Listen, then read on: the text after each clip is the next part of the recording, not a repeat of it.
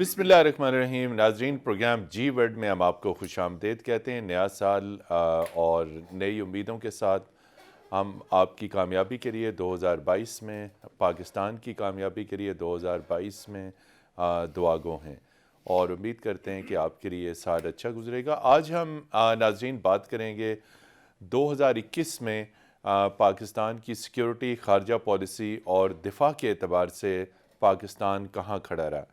علاقائی سطح پہ، بین الاقوامی سطح پہ پاکستان کو دفاع، سیکیورٹی اور سفارتی پالیسی میں یعنی خارجہ پالیسی میں کن کن چیلنجز کا سامنا کرنا پڑا اور کس حد تک ہم اس میں کامیاب ہوئے، اور اس کے ساتھ پھر ہم بات کریں گے کہ 2022 میں ہماری خارجہ پالیسی، ہماری سیکیورٹی کی جب ہم بات کرتے ہیں تو یہ بھی آپ کو بتاتے چلیں کہ پہلی مرتبہ نیشنل سیکیورٹی پالیسی بھی اڈاپٹ کی گئی ہے۔ کیا یہ نیشنل سیکیورٹی پالیسی جو سیکیورٹی کے ہمیں چیلنجز ہیں اس سے نمٹنے میں کس حد تک معاون ثابت ہوگی؟ ان تمام ایشوز اور اس کے ساتھ جڑے ہوئے معاملات پر بات کرنے کے لیے ہمارے ساتھ آج بہترین پینلسٹ موجود ہیں۔ ایمبیسڈر نجم الثاقب صاحب بین الاقوامی امور کے ماہر ہیں، پاکستانی ذرائع ابلاغ میں آج کل بہت تیزی کے ساتھ دکھائی دیتے ہیں۔ آپ کا بہت شکریہ۔ ان کے ساتھ تشریف رکھتے ہیں سید محمد علی صاحب، director for centre for arrow space and security studies ہیں اور بین الاقوامی امور کے ماہر ہیں۔ سید محمد علی صاحب، آپ کا بھی شکریہ۔ اور ان کے ساتھ لاہور سے ہمیں اسکائپ پہ جوائن کیا ہے رضا رومی صاحب، کسی تعارف کے محتاج نہیں، بین الاقوامی امور، پاکستان کے امور کے اوپر گہری دسترس رکھتے ہیں۔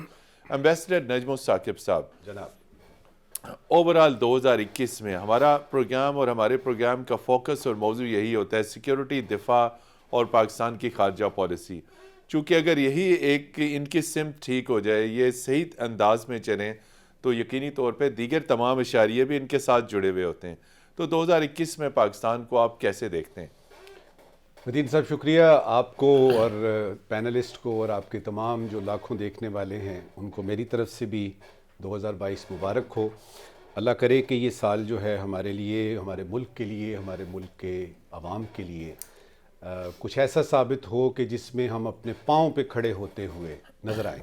یہ جو آپ نے سیکیورٹی پالیسی کا ذکر کیا ہے نا، تو سیکیورٹی، دفاع اور خارجہ پالیسی کو اگر ہم ایک لائن میں بتانا چاہیں تو وہ کیونکہ یہ ساری چیزیں آپس میں جڑی ہوئی ہیں۔ بالکل، کہ یہ جو سیکیورٹی پالیسی بن گئی ہے، اڈاپٹ ہو گئی ہے، کیبنٹ نے بھی اپروو کر دی ہے۔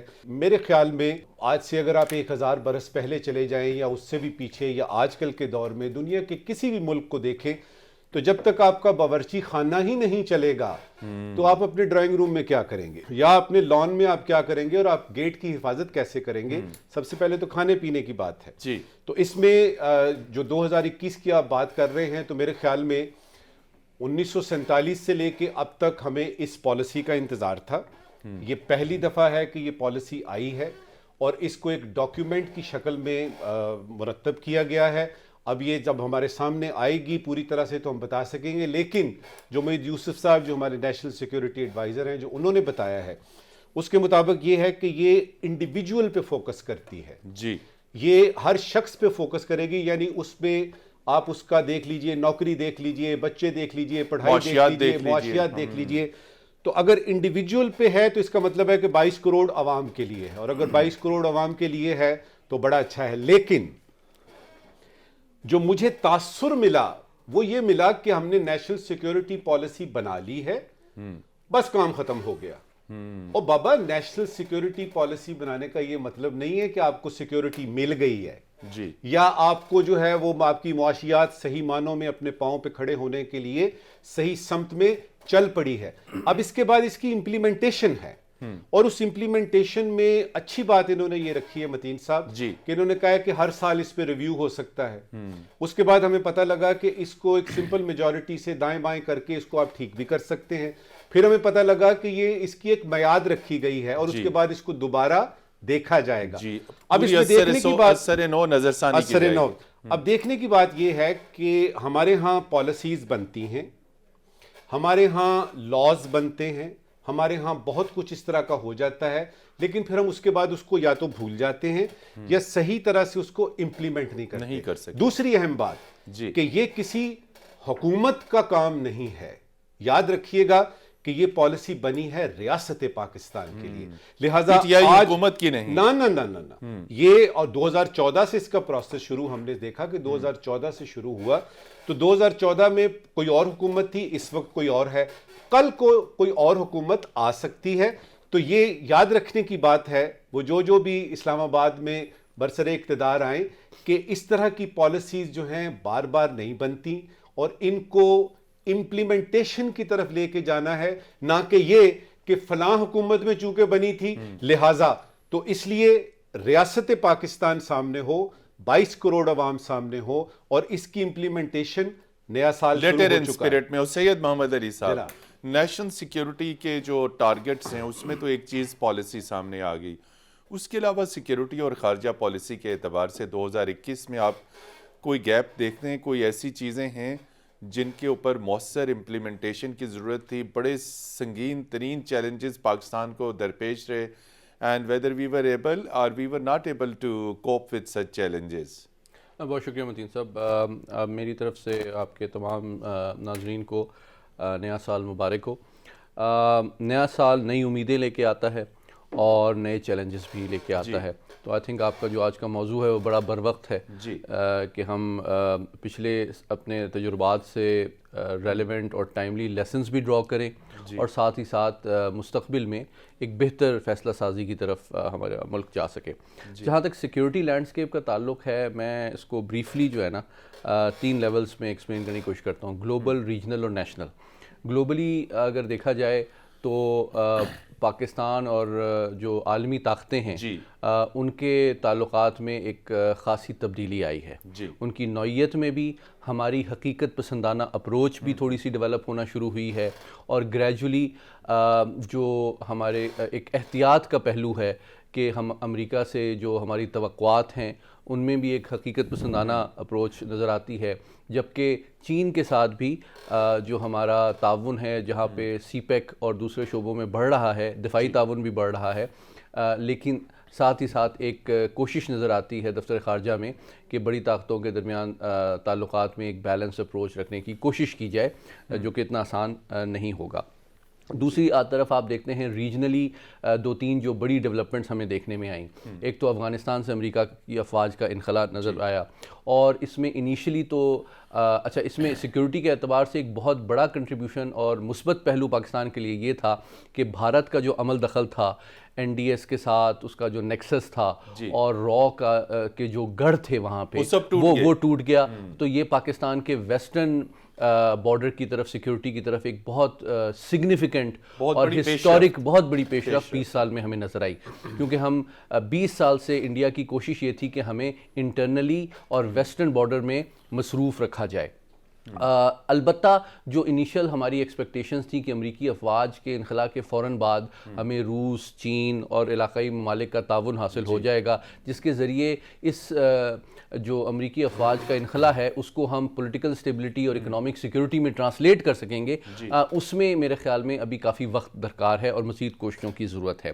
لیکن ساتھ ہی ساتھ علاقے میں آپ دیکھیں کہ بھارت کا جو امریکہ کے ساتھ تصویراتی تعاون ہے اس میں بہت بڑے پیمانے پہ اضافہ ہو رہا ہے، تبدیلی بھی ہوئی اور اضافہ بھی اور نہ صرف کوارڈ آپ کے سامنے آیا، اس کے ساتھ ہی ساتھ جو مشرق وسطیٰ ہے اس میں ایک کوارڈ 2.0 بھی سامنے آیا. دونوں جو بڑے بلاکس ریجنل سیکیورٹی کی بن رہے ہیں اس میں بھارت کو ایک اہم رول دیا جا رہا ہے، جس کے حوالے سے ہمیں بہت کیئرفلی کلوزلی ان ڈیولپمنٹس کو دیکھنے کی ضرورت ہے، کیونکہ اس کی ہمارے اکانومی پہ، ہمارے فورن پالیسی پہ، ہماری سیکیورٹی پہ، تمام چیزوں پہ اثرات مرتب ہوں گے. رضا رومی صاحب، اسی کانٹیکس میں جو سید محمد علی صاحب نے کہا کہ امریکہ اور بھارت کی اسٹریٹجک پارٹنرشپ بڑھتی گئی، لیکن کیا 2021 میں آپ دیکھتے ہیں کہ بہت سنگین چیلنجز رہے پاک امریکہ تعلقات کے بارے میں؟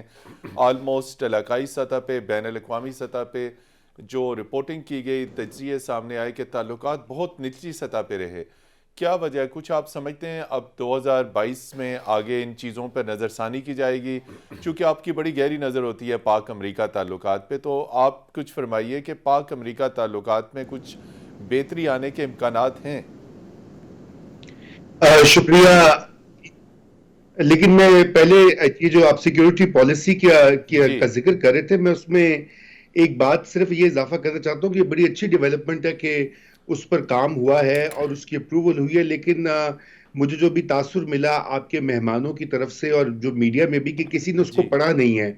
تو اب پڑھے بغیر کوئی بھی پالیسی جو ہے اس کے اوپر بات نہیں کی جا سکتی. اور دیکھیے یہ جو نیشنل سیکیورٹی کا کانسیپٹ ہے جی یہ بھی اس میں بھی بہت ارتقا ہوا ہے. اب اس میں جو ہیں عوام اور عوام کے نمائندے جو ہیں ان کی شمولیت بھی ضروری جی ہوتی ہے. کابینہ نے بھی اس کی منظوری دے دی ہے، پارلیمنٹ میں اس کے اوپر ڈیبیٹ ہونی چاہیے، کابینہ میں اس کے اوپر باقاعدہ ڈیبیٹ ہونی چاہیے، اور جیسے آپ کے جو مہمان ایکسپرٹس بیٹھے ہیں جی ان کا بھی انپٹ ہوتا ہے. تو یہ اس میں ایک سکم ہے جو کہ میں اس کی نشاندہی کرنا چاہ رہا ہوں.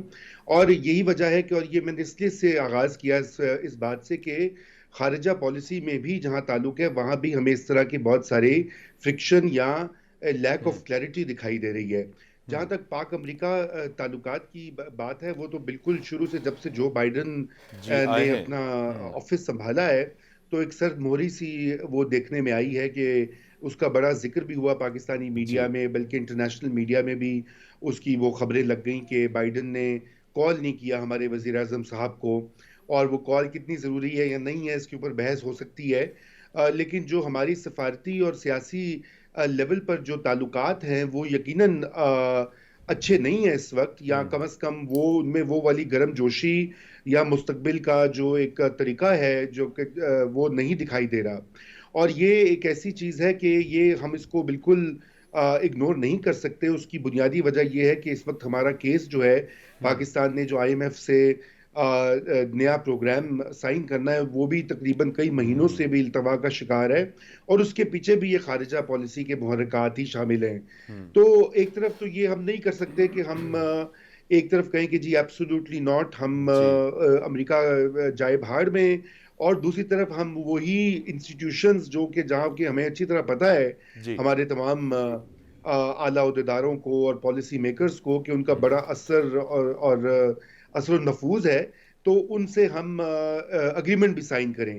یہ دونوں چیزیں نہیں چل سکتی، ہمیں ایک کا فیصلہ کرنا ہوگا. جیسے ابھی ایمبیسڈر صاحب نے جی بات کہی کہ آج کے زمانے میں آپ کی چاہے وہ سیکیورٹی ہو جی یا آپ کی خارجہ تعلقات ہوں، آپ کا گلوبل سٹیج کے اوپر جو بھی آپ کی پوزیشن ہو، وہ ساری کی ساری آپ کی معیشت سے جڑی ہوتی ہے. جی ہمارے سامنے مثالیں موجود ہیں. چین کی سب سے بڑی مثال ہمارے پڑوس میں ہے، جس طرح سے وہ ابھرا ہے ایک عالمی طاقت کی طرح. یا دیگر ممالک، بنگلہ دیش ہے ہمارے خطے میں جو کہ اب انڈیا کو بھی اور پاکستان کو بھی کراس پیچھے کر چھوڑ رہا چکا ہے ہے. فی آمدنی میں، اور ویتنام ہے. اس طرح کی کئی مثالیں ہیں، میں لمبی بات نہیں کروں گا. تو بات یہ کہ اس کی طرف ہم وہ کارنر سٹون جب تک ہم اس کو نہیں کریں گے اپنی تمام پالیسی ڈیبیٹس کا، جی تو اس وقت تک یہی مسائل آڑے آئیں گے. جہاں تک پاک امریکہ کی تعلقات کی بات ہے، میرے خیال سے میں امید کرتا ہوں کہ 2022 میں زیادہ اس کے اوپر کلیئرٹی ہو، کیونکہ یہاں پہ کچھ کنفلکٹنگ سگنلز بھی آئے ہیں. جی اگر ایک طرف سے پولیٹیکل گورنمنٹ جو سویلین گورنمنٹ ہے اس کا اپنا ایک ویو رہا ہے، تو اس کے علاوہ اگر آپ دیکھیں تو ماضی میں جو تقاریر کی ہیں آرمی چیف نے، اس میں تو انہوں نے پوری دنیا کے ساتھ اور تمام طاقتوں کے ساتھ بڑے بیلنسڈ ریلیشن ایک شپ قائم نقشہ کرنے کی کھینچا بات کی ہے، بالکل. جیو اکنامکس کا ذکر کیا ہے.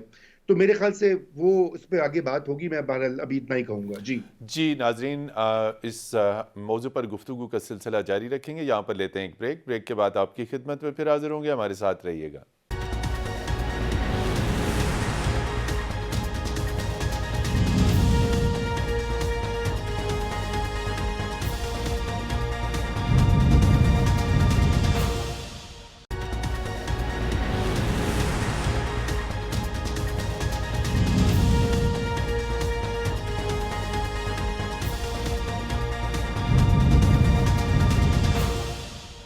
جی ناظرین، پروگرام جی ورلڈ میں ایک مرتبہ پھر خوش آمدید. اور ہم بات کر رہے ہیں کہ 2021 میں سیکیورٹی، دفاع اور خارجہ پالیسی کے اعتبار سے پاکستان کو کون سے چیلنجز لاحق رہے، جسے کہتے ہیں اقتصادی استحکام. اس کا ذکر رضا رومی صاحب نے بھی کیا، آپ نے بھی اس میں ذکر کیا. آپ سے اب میں یہ اسپیسیفک پوچھوں گا کہ اس سال کے اختتام پہ ایمبیسڈر نجم ثاقب صاحب انوائس کی کانفرنس بلائی. یہ 3 روز چلتی رہی اور وزیر خارجہ نے بھی انٹریکٹ کیا. ہر سال کم و بیش ہم کسی ایک ریجن سے اپنے سفیروں کو بلاتے ہیں، صلاح مشورہ کرتے ہیں، لیکن جب چیلنجز درپیش آتے ہیں تو اس میں ہمیں کامیابی دکھائی نہیں دیتی. تو آخر یہ انوائس کانفرنس میں کون سے ٹارگٹس دیے جاتے ہیں اور یہ ٹارگٹس پورے کیوں نہیں ہوتے؟ آن وائس کانفرنس جو ہے جب ہوتی ہے، جب یہ سارے سفیر اکٹھے ہوتے ہیں تو کون سی قیامت آ جاتی ہے؟ کوئی قیامت نہیں آتی، صرف یہ ایک یعنی یوں سمجھ لیجئے، کیونکہ یہ سارے جو پاکستانی سفیر ہیں ملک میں نہیں ہوتے، آمنے سامنے نہیں ہوتے، اور سارا کچھ تو لکھا نہیں جا سکتا، لہذا ان کو بلایا جاتا ہے۔ ابھی آپ نے یہ جو بات کی، اس سے پہلے ایک کانفرنس اور بھی جو ہے بڑی ضروری ہوئی، جس کے سلسلے میں شاید یہ سفراء یہاں موجود تھے۔ جی، OIC وزرائے خارجہ۔ دیکھیے 2021 کی ہم بات کر رہے ہیں، تو ایک بہت بڑا جو ہمارے پاس ایک سٹگما لگا ہوا تھا کہ پاکستان آئسولیشن کا شکار ہو رہا، سفارتی تنہائی کا شکار، سفارتی تنہائی کا۔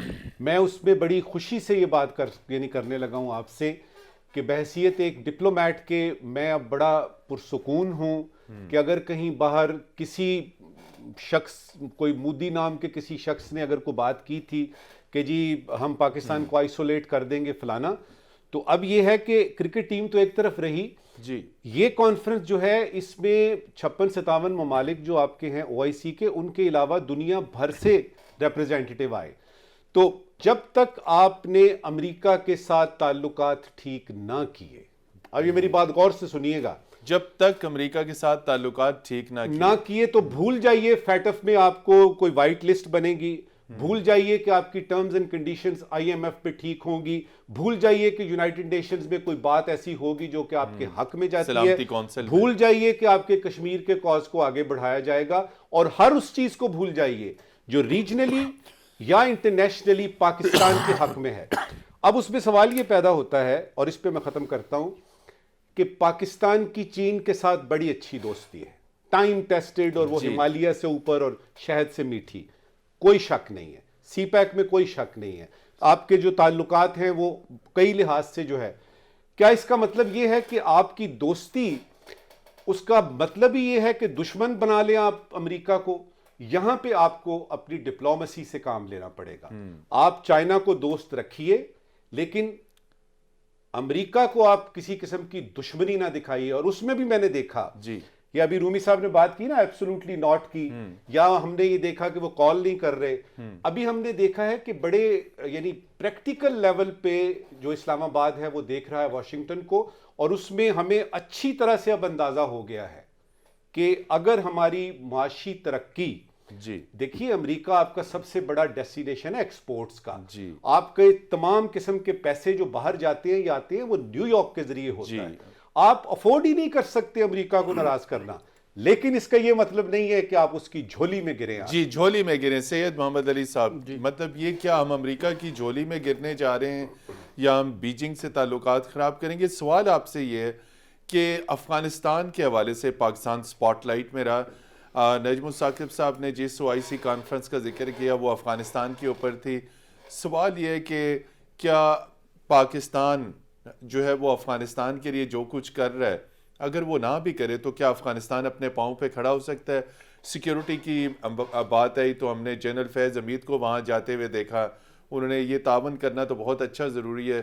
افغانستان سے یہ تاثرات آئے کہ جی پاکستان بہت حد تک اندر مداخلت کر رہا ہے، تو کیا پاکستان کا جو تعاون ہے افغانستان کے ساتھ وہ اس کے براڈر پیرامیٹرز کیا ہیں؟ کیوں ہم افغانستان کے تاثر یہ مل رہا ہے کہ ہم افغانستان کے ترجمان بنے ہوئے ہیں؟ جی ٹھیک آپ نے کہا، میں آپ سے ایگری کرتا ہوں، اور بنیادی طور پہ جس طرح سفیر صاحب نے بالکل صحیح نشاندہی کی کہ سفارت کاری جو ہے وہ قومی مفادات کے ایک احتیاط کے انداز میں تعلقات استوار کرنے اور ان کے ذریعے سے قومی مفادات کو ترویج اور ان کے دفاع کی کوشش کا نام ہے۔ تو اوبویسلی یہ بڑی امپورٹنٹ بات ہے کہ ہم جن بھی ممالک کے ساتھ چاہے وہ بڑی طاقتیں ہوں تعلقات قائم کرتے ہیں، ان کو برقرار رکھنے کی کوشش کرتے ہیں، اس میں اتار چڑھاؤ آتا رہتا ہے۔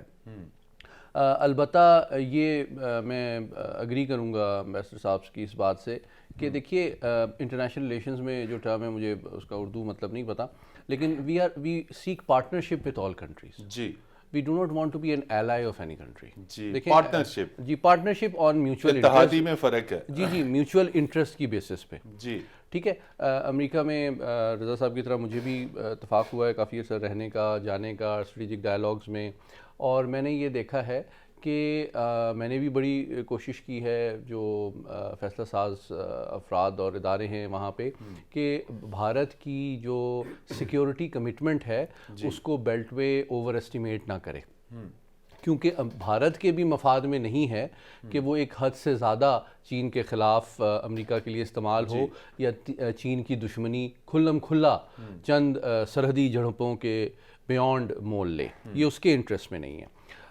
دوسری بات یہ ہے کہ پاکستان کو صرف افغانستان یا بھارت کی لینس سے امریکہ کو نہیں دیکھنا چاہیے، اور اس حوالے سے جو ہماری مجبوریاں ہیں، خاص طور پہ معاشی اعتبار سے جو ولنریبلٹیز ہیں، جن کا سفیر صاحب نے بھی بہت جامع احاطہ کیا، کیونکہ امریکہ سب سے بڑی آپ کی تجارتی منڈی بھی ہے، اور امریکہ کا جو لیوریج ہے نہ صرف فیٹف بلکہ IMF، ورلڈ بینک کے اوپر بھی ہے، تو چونکہ آپ کے جو معاشی مسائل اس وقت پاکستان کو درپیش ہیں اس کی وجہ سے آپ کی ولنریبلٹی بڑھ جاتی ہے، تو آپ کی فارن پالیسی میں یہ سپیس ہی نہیں ہے کہ آپ امریکہ کی مخاصمت مول لیں اپنے نیشنل انٹرسٹ میں۔ بالکل۔ رضا رومی صاحب، وزیر اعظم عمران خان نے اسلام آباد میں ایک سٹیٹمنٹ دیا تھنک ٹینک سے خطاب کرتے ہوئے کہ ہم چین اور امریکہ کے درمیان سر جنگ کا حصہ نہیں بنیں گے۔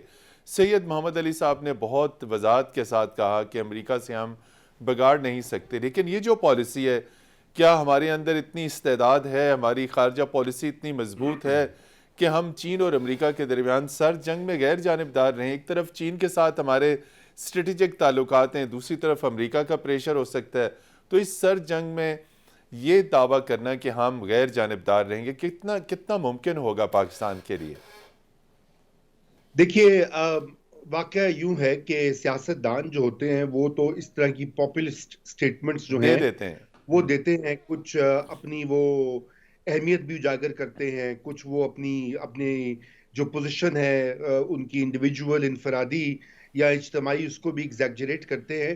حقیقت یہ کہ ہم کسی اس پوزیشن میں نہیں ہیں۔ اگر آپ کو یاد ہو تو ہمارے وزیر اعظم صاحب نے پہلے یہی بات ایران اور سعودی عربیہ کے مابین جو تعلقات ہیں ان کو ٹھیک کرنے کے لیے کہا تھا۔ انہوں نے کہا تھا جی میں ثالثی کا کردار ادا کروں گا، if I remember the words correctly۔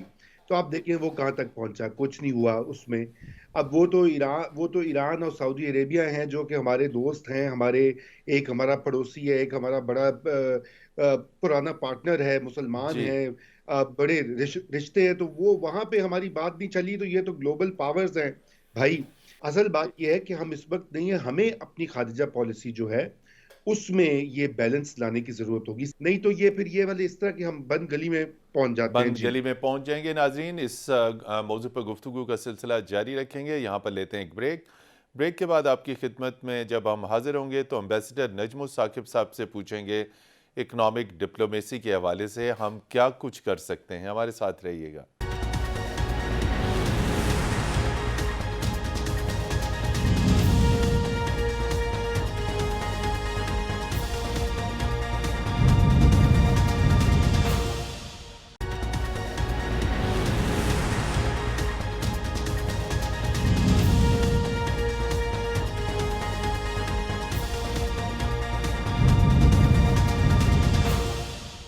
جی ناظرین، پروگرام کے آخری سیگمنٹ کی طرف بڑھتے ہیں۔ جس طرح بریک پہ جانے سے پہلے میں نے کہا کہ امبیسڈر نجم الثاقب صاحب کم و بیش 12 ممالک میں پاکستان کے سفیر ہے۔ اکنامک ڈپلومیسی کی نجم الثاقب صاحب بات ہوتی ہے، ہم صرف ہمیشہ دیکھتے ہیں یورپ، برطانیہ، امریکہ، اس کے علاوہ ہماری آنکھ کہیں ٹھہرتی ہی نہیں۔ یہ بتائیے، اتنا بڑا افریقہ کا ریجن، اس کے بعد آپ برازیل میں رہے، ارجنٹینا میں رہے، یہ تمام بڑی بڑی دنیا کی معیشتیں، تو اکنامک ڈپلومیسی کیا صرف یورپ، برطانیہ اور امریکہ تک کیوں محدود رہتی ہے؟ جن کنٹریز میں آپ رہے وہاں پہ بھی بہت پوٹینشیل ہے۔ بالکل ٹھیک، ایسا ہے۔ آپ نے چونکہ ابھی بتایا کہ آپ کے پروگرام کا وقت اب یعنی اختتام کے قریب ہے، تو میں مختصراً آپ کو سب سے پہلے یہ بتاؤں گا کہ خارجہ پالیسی کوئی ہوا میں چیز نہیں ہوتی کہ آپ نے ملک میں آپ کو کھانے کو پیسے نہیں ہیں، مہنگائی آسمان سے بات کر رہی ہے اور آپ باتیں کر رہے ہیں جی ہم یہ کر دیں گے اور ہم وہ کر دیں گے۔ خارجہ پالیسی ایک لائن میں یہ ہے کہ آپ کی جو ڈومیسٹک پالیسیز ہیں، جو آپ کی ڈومیسٹک صورتحال ہے، خاص طور پہ معاشی استحکام، سیاسی استحکام، اس کی بیس پہ آپ جو بات کرتے ہیں وہ خارجہ پالیسی ہوتی ہے۔ تو اگر آپ نے اپنی خارجہ پالیسی مضبوط کرنی ہے تو سب سے پہلے آپ نے اپنے اندرونی حالات کو ٹھیک کرنا ہے، نمبر 1۔ نمبر 2، یہ جو آپ نے اکنامک ڈپلومیسی کی بات کی ہے، یہ کوئی آج کی بات نہیں ہے۔ کسی بھی سفیر کا یہ ایک بنیادی کہ وہ پاکستانی جو ایکسپیٹس ہمارے باہر ہوتے ہیں، نمبر 1 پہ وہ ہوتے ہیں، ان کا خیال کرنا ہے آپ نے۔ نمبر 2 پہ یہ ہے کہ آپ اپنے ملک میں اپنے انویسٹمنٹ لے کے آنی ہے، اور وہاں پہ آپ بتاتے ہیں کہ جی اس طرح سے انویسٹمنٹ جو ہے وہ آپ لائیں، 1 ونڈو آپریشن ہوگا وغیرہ وغیرہ۔ اصل بات یہ ہے کہ آپ نے جب امریکہ کی بات ہوئی تو اس پروگرام میں میں صرف ایک بات کرنا چاہوں گا کہ آپ نے آج تک امریکہ کو پاکستان کے اینگل سے دیکھا ہے، براہ کرم اپنے آپ کو امریکہ کے اینگل سے بھی دیکھ لیں، کئی چیزیں سمجھ میں آ جائیں۔ جی سید محمد علی صاحب، انڈیا کا ذکر نہیں ہوا۔ جب بھی ہم عالمی طاقتوں سے بات کرتے ہیں تو وہ ہندوستان کے خلاف جب اپنا بیانیہ دیتے ہیں کشمیر کے اوپر، تو انڈیا کے خلاف عالمی برادری ہماری بات نہیں سنتی۔ تو یہ کیا وجہ ہے؟ ہیومن رائٹس وائلیشنز ہو رہی ہیں مقبوضہ کشمیر کے اوپر۔ 5 اگست 2019 سے اب تک انتہائی گمبھیر صورتحال ہے، مسلمانوں کو جبراً ہندو بنانے کے اوپر زور دیا جا رہا ہے، لیکن عالمی برادری ہندوستان کے بارے میں پاکستان کی کوئی کہانی بیانیہ سننے کو تیار کیوں نہیں؟ دیکھیے، اس میں میں سمجھتا ہوں کہ بتدریج تبدیلی آ رہی ہے عالمی رائے عامہ میں۔ آپ کے پروگرام میں آنے سے پہلے جو دنیا کے عالمی میڈیا کے لیڈنگ فورمز ہیں، میں دیکھ رہا تھا کہ ان سب میں، چاہے وہ بلومبرگ ہو، الجزیرہ ہو، بڑے بڑے فورمز میں جو بھارت کی عوامی معاشرتی صورتحال ہے اس کے اوپر تشویش نظر جی ہو رہی ہے۔ دیکھیں، اور یہ جو ان کی جو ہندوتوا کی پالیسیز تھی جو کہ بنیادی طور پہ تو مسلمانوں کے خلاف تھی، لیکن اب اس کا ٹارگٹ جو ہے عیسائی برادری بھی بن رہی ہے، وہاں پہ دوسری مائنورٹیز کو بھی ٹارگٹ کیا جا رہا ہے۔ تو یقیناً جو عالمی برادری ہے، جو جس طرح ایمبیسڈر صاحب نے بھی بات کی کہ جو فورن انویسٹر ہے وہ وہاں کے ڈومیسٹک پولیٹیکل سیکیورٹی اور انوائرمنٹ کو دیکھتا ہے کہ ان کی انویسٹمنٹ سیف ہے، وہ سٹیبل انوائرمنٹ ہے یا نہیں ہے۔ تو وقت گزرنے کے ساتھ ساتھ ان کا ادراک بھی اس میں اضافہ ہو رہا ہے۔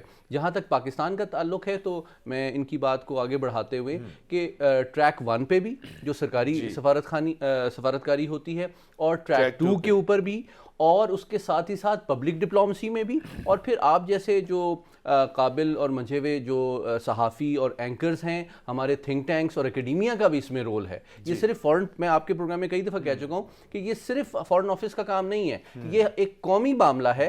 اگر بھارت سے ہمیں قومی سطح پہ خطرات ہیں ایک ہائبرڈ وارفیئر کے حوالے سے، تو ہمیں قومی سطح پہ اپنی ڈائسپورا کے ذریعے، تھنک ٹینک کے ذریعے، ہم نے میڈیا کے ذریعے بھارت کی اصلیت دنیا کے سامنے لانی ہے، اور اپنی اپرچونٹیز کو بھی پریزنٹ کرنا ہے تاکہ انویسٹمنٹ بھی آئے اور کوپریشن بھی بڑھے۔ جی رضا رومی صاحب، چونکہ آپ ایک صحافی بھی ہیں، تجزیہ کار بھی ہیں، ڈس انفارمیشن کے اوپر ہم نے دیکھا کہ یہ بدستور ایک بڑا گمبھیر چیلنج رہا پاکستان کے اوپر۔